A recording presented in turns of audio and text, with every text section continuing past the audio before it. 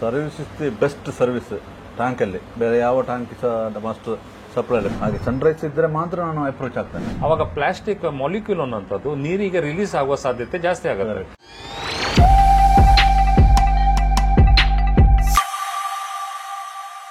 ನಮಸ್ಕಾರ.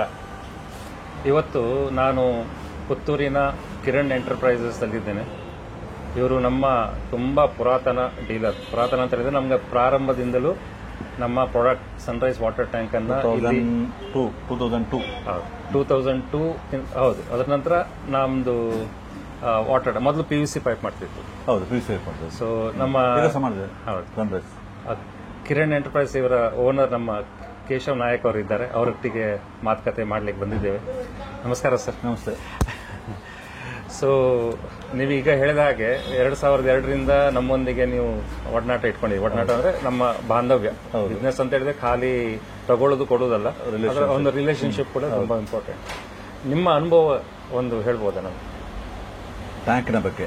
ಟ್ಯಾಂಕ್ ಬಗ್ಗೆ ಮತ್ತೆ ನಮ್ಮ ಸಂಸ್ಥೆಯ ಬಗ್ಗೆ, ಸರ್ವಿಸ್ ಆಗಲಿ, ಅದ್ರ ಬಗ್ಗೆ, ಪ್ರಾಡಕ್ಟ್ ಬಗ್ಗೆ. Service is the best service ಟ್ಯಾಂಕಲ್ಲಿ. ಬೇರೆ ಯಾವ ಟ್ಯಾಂಕ್ ಸಹ ಮಸ್ಟ್ ಸಪ್ಲೈ ಇಲ್ಲ. ಬೆಳಿಗ್ಗೆ ಆರ್ಡರ್ ಕೊಟ್ಟರೆ ಸಂಜೆ 4 ಗಂಟೆಗೆ ಡೆಲಿವರಿ ಆಗುತ್ತೆ.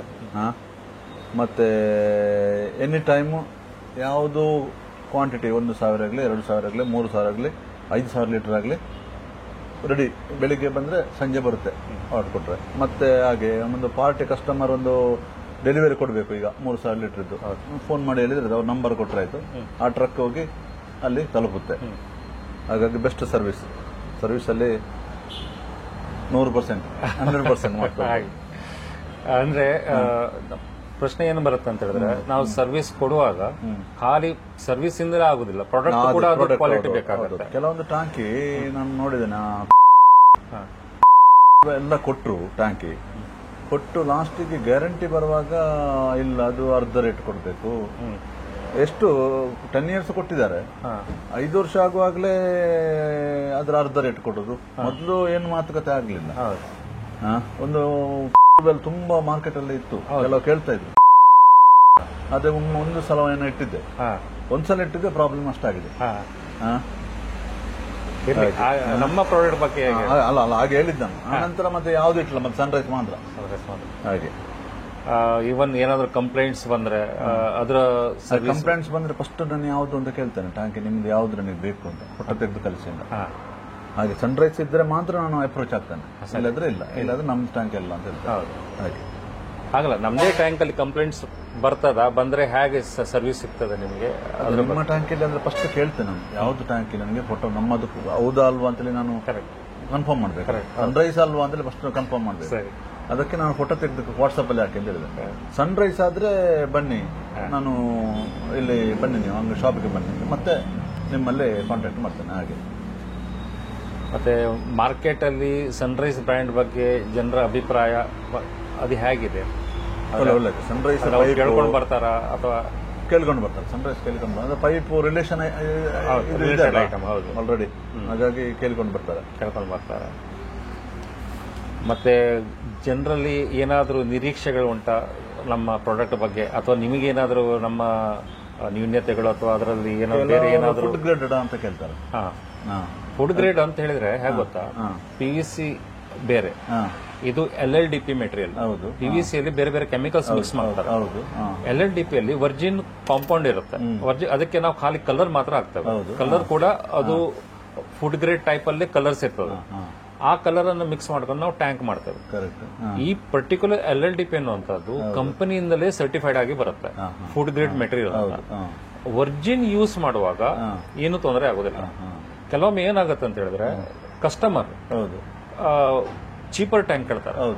ಚೀಪರ್ ಟ್ಯಾಂಕ್ ಕೇಳುವಾಗ ಮ್ಯಾನುಫ್ಯಾಕ್ಚರ್ ಏನ್ ಮಾಡ್ತಾರೆ ಅಂತ ಹೇಳಿದ್ರೆ, ಸೆಕೆಂಡ್ ಗ್ರೇಡ್ ಪ್ಲಾಸ್ಟಿಕ್ ಅನ್ನು ಯೂಸ್ ಮಾಡ್ತಾರೆ. ಸೆಕೆಂಡ್ ಅಂದ್ರೆ ಒಂದ್ಸಲ ಸ್ಕ್ರಾಪ್ ಆಗುತ್ತೆ, ರೀಸೈಕಲ್ ಮೆಟೀರಿಯಲ್ ಯೂಸ್ ಮಾಡ್ತಾರೆ. ಆ ರೀಸೈಕಲ್ ಮೆಟೀರಿಯಲ್ ಸ್ವಲ್ಪ ಡೇಂಜರಸ್. ಅದರ ನಂತರ ನಾವು ಲೀಚಿಂಗ್ ಅಂತ ಹೇಳ್ತೇವೆ. ಪ್ಲಾಸ್ಟಿಕ್ ಅಲ್ಲಿ ಸ್ಟೆಬಿಲಿಟಿ ಕಮ್ಮಿ, ಯಾವಾಗ UV ರೇಡಿಯೇಷನ್ ಅಲ್ಲಿ ಕಮ್ಮಿ ಬರುತ್ತೆ. ಇದು ಹೀಟಿಗೆ ಪ್ರಾಬ್ಲಮ್ ಆಗುತ್ತೆ. ರೀಸೈಕಲ್ ಮಾಡಿದಾಗ ಅದರ ಸ್ಟೆಬಿಲಿಟಿ ಕಮ್ಮಿ ಆಗ್ತಾ ಹೋಗ್ತದೆ. ಅವಾಗ ಪ್ಲಾಸ್ಟಿಕ್ ಮಾಲಿಕ್ಯೂಲ್ ಅನ್ನೋಂಥದ್ದು ನೀರಿಗೆ ರಿಲೀಸ್ ಆಗುವ ಸಾಧ್ಯತೆ ಜಾಸ್ತಿ ಆಗುತ್ತೆ. ಹಾಗಾಗಿ ಅದು ಡೇಂಜರ್ ಆಗುತ್ತೆ. ವರ್ಜಿನ್ ಪ್ಲಾಸ್ಟಿಕ್ ಅಲ್ಲಿ ಈ ಡೇಂಜರ್ ಬರೋದಿಲ್ಲ. ಹಾಗಾಗಿ ಫುಡ್ ಗ್ರೇಡ್ ಅಂತ ಹೇಳಿದ್ರೆ ಏನು, ಫುಡ್ ಗ್ರೇಡ್ ಫುಡ್ ಒಟ್ಟಿಗೆ ರಿಯಾಕ್ಷನ್ ಆಗಬಾರ್ದು ಒಂದು. ಎರಡನೇದು ಪ್ಲಾಸ್ಟಿಕ್ ಅದರೊಳಗೆ ಸೇರ್ಕೊಳ್ಬಾರ್ದು. ಕರೆಕ್ಟ್. ಆಯ್ತಾ, ಇದು ರಿಯಾಕ್ಟ್ ಆಗೋದಿಲ್ಲ. ಯಾಕಂದ್ರೆ ಅವರು ತುಂಬಾ ಲಿಸ್ಟ್ ಕೊಟ್ಟಿದ್ದಾರೆ, ಯಾವ್ದು ಇವನ್ ಕೆಮಿಕಲ್ಸ್ ಕೂಡ ರಿಯಾಕ್ಟ್ ಆಗೋದಿಲ್ಲ. ರಿಯಾಕ್ಟ್ ಆಗೋದು ಫುಡ್ ಬಿಡಿ, ತುಂಬಾ ಕೆಮಿಕಲ್ಸ್ ಇದೆ, ಆಸಿಡ್ಸ್ ಕೂಡ ಇದೆ, ಅದು ಕೂಡ ರಿಯಾಕ್ಟ್ ಆಗೋದಿಲ್ಲ. ಹಾಗಾಗಿ ರಿಯಾಕ್ಷನ್ ಇಲ್ಲ ಒಂದು. ಎರಡನೇದು ಪ್ಲಾಸ್ಟಿಕ್ ಮೊಲಿಕ್ಯೂಲ್ ರಿಲೀಸ್ ಆಗೋದುಂಟಲ್ಲ, ವರ್ಜಿನ್ ಆಗ್ಲಿಕ್ಕೆ ಹೋಗಿ ಅಷ್ಟು ಸುಲಭದಲ್ಲಿ ರಿಲೀಸ್ ಆಗೋದಿಲ್ಲ. ಸೆಕೆಂಡ್ ಪ್ಲಾಸ್ಟಿಕ್ಸ್ ಆದ್ರೆ ಈಸಿಲಿ ರಿಲೀಸ್ ಆಗ್ತದೆ. ಹಾಗಾಗಿ ಚೀಪರ್ ಗ್ರೇಡ್ ನೀವು ಟ್ಯಾಂಕ್ ತಗೊಳ್ಳುವಾಗ ಜಾಗ್ರತೆ ಬೇಕು. Correct correct. ವರ್ಜಿನ್ ತಗೊಳ್ಳುವಾಗ ನೀವು ಪ್ರೈಸ್ ಕೇಳ್ತಾರೆ ಫುಡ್ ಗ್ರೇಡೆಡ್ ಫುಡ್ ಗ್ರೇಡ್ ಅಂತ ಕೇಳಿದ್ರೆ ಈ ಆನ್ಸರ್ ಕೊಡಬೇಕಾಗುತ್ತೆ. ಅಂದ್ರೆ ನೀವು ವರ್ಜಿನ್ ಪ್ಲಾಸ್ಟಿಕ್ ಅಲ್ಲಿ ಯೂಸ್ ಮಾಡುವಾಗ ಏನ್ ತೊಂದರೆ ಆಗೋದಿಲ್ಲ, ಅದಕ್ಕೆ ನಮ್ ಸರ್ಟಿಫಿಕೇಟ್ ಕೂಡ. ಸೊ ಹಾಗಾಗಿ ನಮ್ಮ ಟ್ಯಾಂಕ್ ಉಂಟಲ್ಲ ಫುಡ್ ಗ್ರೇಡ್ ಇದೆ, ನೀರು ತುಂಬಿ ಇಡಬಹುದು. ನೀವು ಏನ್ ಮಾಡ್ತಾರೆ ಆ ಸರ್ಟಿಫಿಕೇಟ್ ಕೊಡೋಣ, ಮಾಡೋಣ. ಕೆಲವರದ್ದು ಕೇಳ್ತಾರೆ, ಅದು ಯಾವುದು ಅದಕ್ಕೆ ಅವ್ರಿಗೆ ನಾವು ಹೇಳಿದ್ರೆ ಸುಳ್ಳು ಅದು ಹೇಗ್ ನಂಬುದು ಅಂತ ನೀವು ಹೇಳ್ತೀರಿ, ನಾವು ಹೇಗ್ ನಂಬಬೇಕಂತ. ಹಾಗಾಗಿ ಕಂಪನಿಯವರದ್ದೇ ಉಂಟು, ಯಾವ್ದು ದೊಡ್ಡ ದೊಡ್ಡ ಕಂಪನಿ, ನಮ್ಮ ಸಣ್ಣ ಕಂಪನಿ ಅಲ್ಲ. IPCL, ರಿಲಯನ್ಸ್, ಈಗ ದೊಡ್ಡ ಕಂಪನಿ ಎಲ್ಲ ಇದೆ, ಅವರೇ ಸರ್ಟಿಫಿಕೇಟ್ ಕೊಡ್ತಾರೆ.